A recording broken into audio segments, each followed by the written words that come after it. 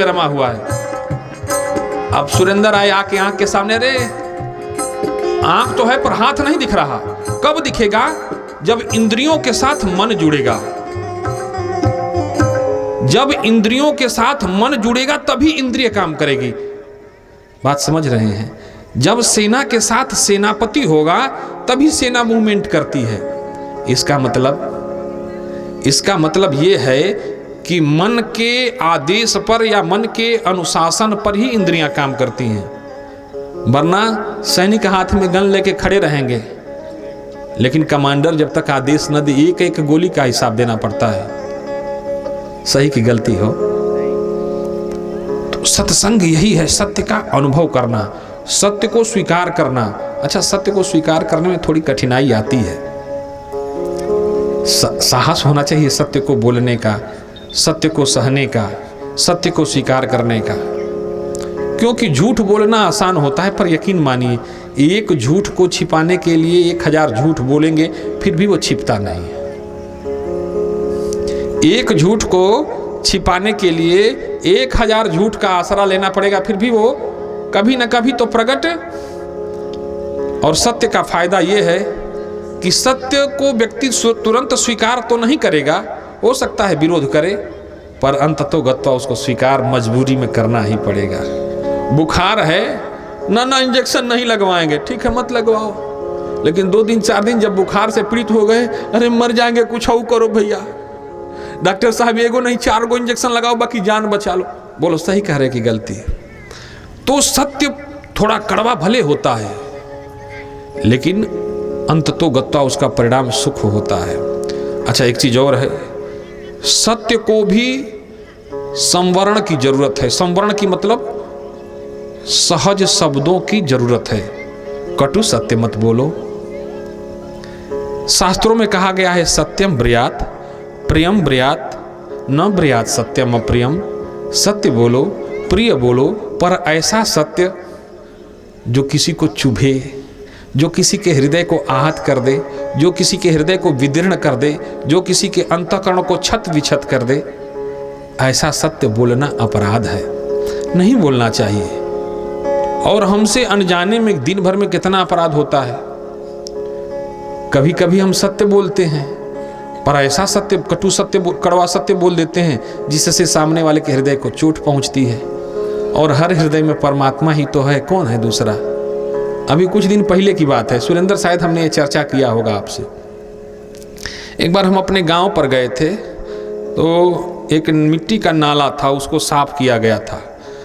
तो हमने देखा कि मजदूर साफ किए हैं, नाले में कुछ छोटे छोटे कीड़े आ गए थे, कच्चा नाला था। तो गर्मी का दिन था, तो हम गए उधर लघुशंका करने के लिए। बैठे जब, तो नाली के अंदर पड़े हुए उन छोटे छोटे कीड़ों के मूवमेंट को हम देख रहे। मूवमेंट माने हाव भाव, उनके चलने को हम देख रहे थे।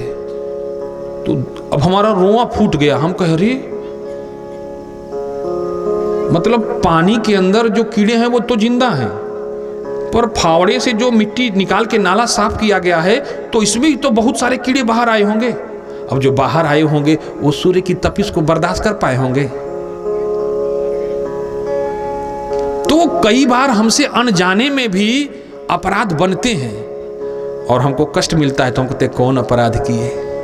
इससे बचने का तरीका क्या है? पाप से तो नहीं बच सकते, क्योंकि अनजाने में भी आपसे पाप होता है।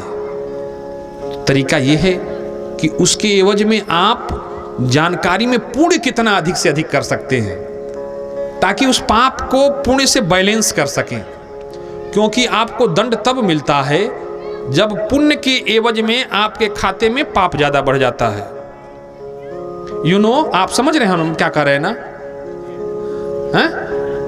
जब आपके खाते में पुण्य की पूंजी न के बराबर होती है और पाप की पूंजी बढ़ जाती है, तो ऐसे समझिए, अब आप लोगों की भाषा में कहें, जैसे बैंक से केहू लोन लेता, तो जेकर जेकर पहले का होला ज्यादा लोन रहेला, बैंक वाला ओकर लिस्ट बनाते हैं और सबसे पहले उसके पास भेजा जाता है। चिल्लर बटोरना क्या, छोटे छोटे लोगों के पास तो बाद में जाया जाएगा, क्योंकि बैंक का जो है रिकवरी हो जाएगी और मेंटेन हो जाएगा, फाइल मेंटेन हो जाएगी। बड़े लोन लेने वाले जो हैं अगर वो कुछ सही दे देते हैं तो ठीक वैसे ही यही प्रक्रिया है परमात्मा की भी। वहाँ भी यही विधान है। हमारे खाते में जब पाप बढ़ जाता है तो सबसे पहले अब फाइल हमारी खुलती है। तो अपने को करना क्या है, जान के कोई पाप नहीं करना, और अनजाने में जो पाप हो रहा है वह क्षय हो, इसके लिए अपने को पुण्य करना है, सेवा करना है, सद्भाव रखना है, निंदा से बचना है, चुगली से बचना है, द्वेष रखने से बचना है। अगर हम इतना साध सके तो यही धर्म है, यही पूजा है। क्योंकि श्रीमद् भागवत महापुराण 18 पुराण लिख डाले जब वेद व्यास जी ना, तो अंत में लिखे कि देखो 18 पुराण तो हम लिखे, पर लिखने की अपनी कोई इच्छा नहीं थी, अपने मन को संतुष्ट करने के लिए लिखे। पर 18 पुराण लिखने के बाद निचोड़ निकाला तो हमको 2 बातें ही समझ में आई। क्या क्या 2 बातें थी? अष्टादश पुराणेषु व्यासस्य वचनम द्वयम परोपकाराय पुण्याय पापाय परपीडनम। अष्टादश मतलब 8 और 10 कितना हो गया? 18। पुराणेषु मतलब पुराणों में, व्यासस्य मतलब व्यास ने, वचनम द्वयम 2 बातें कही। अब 18 पुराण में सिर्फ 2 बातें, माने उन 2 बातों को प्रकट करने के लिए वेद व्यास जी को 18 पुराण लिखना पड़ा। 18 पुराण का निचोड़ सिर्फ 2 बातें बताने के लिए 18 पुराण लिख डाले। क्या? अष्टादश पुराणेषु व्यासस्य वचनम द्वयम, क्या?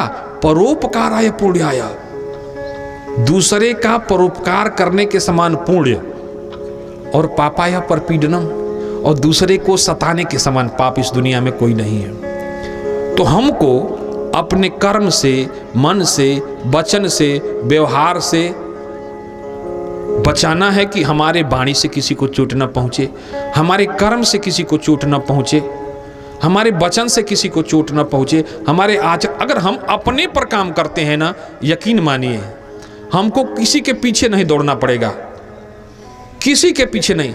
फोकस हम क्या करते हैं, जितना फोकस हम समाज पर करते हैं, दूसरे की कमियां ढूंढने पर करते हैं ना माई बाप, अगर उसका आधा भी हम खुद पर ध्यान देते तो हम पवित्र हो जाते। हो सकते थे कि नहीं हो सकते थे? बोलिए।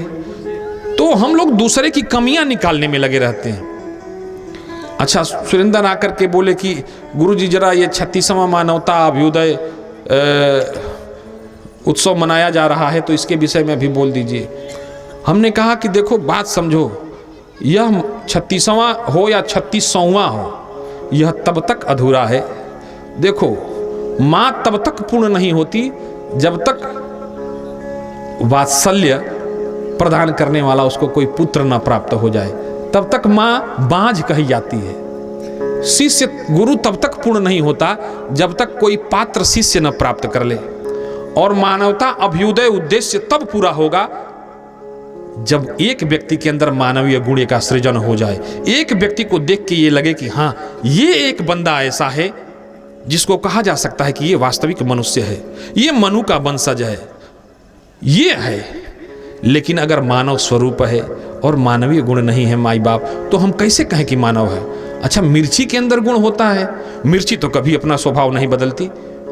मिर्ची क्या ऐसा होता है कि किसी अमीर के हाथ में जाके मीठी हो जाती है और गरीब के पास जाती है तो तीखी रहती है? बोलो। मिर्ची का जो गुण है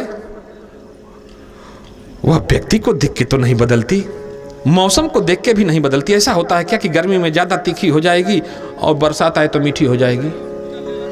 वह अपने गुण से समझौता नहीं करती। तो विचार करो माई बाप, कुत्ते बिल्ली अपने स्वभाव से परिवर्तन नहीं करते, हम कैसे मनुष्य हैं जो अपना मानवीय स्वभाव भूल गए हैं, दानव हो गए हैं? विचार करिए, क्या कहें हम? यह माना जाए कि हम लोग मनुष्य हैं, हम तो नहीं कह, अपने आप को तो नहीं कहेंगे कि हम मनुष्य हैं, कैसे कहें हम? अच्छा, मानव किसको कहते हैं? मातृश्रेयात यया ज्ञाता नवजाते सुजायता। जैसे एक नवजात बच्चे के लिए एक माँ के अंदर वात्सल्य, प्रेम, करुणा, सदाचार, सेवा, समर्पण, त्याग उमड़ता है, क्या प्राणी मात्र के प्रति भी हमारे हृदय में वैसा उमड़ता है? बोलिए, विचार करिए, सोचिए। अगर सत्य है तो बताइए, हम गलत कह रहे हैं तो विरोध करिए। उमड़ता है? अगर नहीं उमड़ता है तो हम कैसे कहें कि हम मानव हैं? तो इस आयोजन की सार्थकता इसी में है कि कोई एक बंदा यह संकल्प ले इस आयोजन से कि दुनिया चाहे जो भी कहेगी, घर परिवार के लोग चाहे जो भी कहेंगे, समाज चाहे जो भी कहेगा। अच्छा, कई बार सूरज को भी गाली सुनना पड़ता है, पर क्या कभी वो टाइम बदलता है क्या उगने का? हे बोलो ना, जरा बताओ तुम लोग। कई बार चांद को भी गाली सुनना पड़ता है, आज नहीं निकला है, पर क्या गाली सुन के वो निकलना बंद कर देता है क्या? पर आप कैसे मनुष्य हो जो दूसरे से वाहवाही लूटने के लिए सत्य का त्याग कर देते हो, उसकी चापलूसी करने लगते हो? विचार करो। कुत्ते, बिल्ली, जीव जंतु, वनस्पतियां, देवता अपना स्वभाव नहीं बदलते, और हम मानव? शेर घास नहीं खाता, गाय मांस नहीं खाती, पर इंसान को दे दो, देखो घास की चटनी पीस के खा जाएगा, मांस की पकौड़ी छान के खा जाएगा। सोचो, विचार करो, कैसे कहा जाए कि मानव हो आप? कह सकते हैं क्या? इसीलिए मैं विषयों को नहीं छूता हूं। विषय बहुत गहरा है और हमको किसी चीज की जरूरत नहीं है बोलने के लिए। एक शब्द काफी है महीनों बोलने के लिए, लेकिन वह बोलना हमारा तब सार्थक होगा जब इसका लाभ कोई ले, अपने जीवन में उतारे। सत्संग के आयोजन की सफलता इसी को मानी जाएगी जब इस सत्संग में आने वाला व्यक्ति, सत्संग के पंडाल में बैठने वाला एक व्यक्ति भी इस सत्संग के बाद या इस सत्संग में खड़ा होकर यह संकल्प ले कि हम आज से धर्म सम्मत आचरण करने को तैयार हैं। धर्म क्या है? मंदिर में जाना ही धर्म नहीं है। अपने कर्तव्यों का निष्ठापूर्वक निर्वहन करना यही धर्म है। घर में माता पिता बैठे हों, अच्छा उनको कभी पूछे नहीं कि प्यास लगी है बाबूजी? जीवन भर कमा के तुम लाते हो, बाबूजी को तन 20 गो रुपया दिया था, क्या कर तू पूछने वाले हो? पढ़ाई से लेके शादी विवाह तक आज तक तुम्हारे पिता ने तुम्हारे हाथ पर पैसा रखा, एक बार भी नहीं पूछा कि क्या करोगे बेटा? आज बाबूजी कह रहे हैं तो तुम पूछने वाले हो। अब हम कैसे तुमको कहें कि मनुष्य हो? कैसे कहें हम? इसलिए हमको संकल्प लेना होगा, और आज नहीं बदलेना तो पीढ़ियां आने वाली तबाह हो जाएगी। जो हमारे पूर्वजों ने बोया उसको हम काट रहे हैं, जो हमारे पूर्वजों ने बोया उसको हम काट रहे हैं, और जो हम बोएंगे हमारी आने वाली नस्लें काटेंगी। तो क्या आप लोग चाहते हैं कि हमारी आने वाली नस्लें दुखी हों? नहीं। तो हमको ये संकल्प लेना होगा, नशा से मुक्त होना होगा, निंदा से मुक्त होना होगा। अच्छा, हाथ उठाइए, कितने लोग नशा करते हैं? जरा पंडाल में हाथ उठाइए, सत्य बोलिएगा, कौन कौन सा नशा करते हैं? अच्छा, कितने लोग आज के बाद नशा का त्याग करेंगे? ये भी हाथ उठा दो। छोड़ देंगे ना? तो इस सत्संग की सार्थकता यही है। हम इस आयोजन से यह संकल्प लें कि एक विकृति का परित्याग कर रहे हैं। हमारा ये बोलना तभी सार्थक होगा। यही हमारी कथा की दक्षिणा है। अगर एक व्यक्ति के जीवन में हम रंग भर दें, एक उदास चेहरे पर हम हंसी ला दें, एक व्यक्ति के उदास चेहरे पर, मायूस चेहरे पर हम खिलखिलाहट ला देना, तो यही हमारी कथा की दक्षिणा है। बोलिए सच्चिदानंद भगवान की।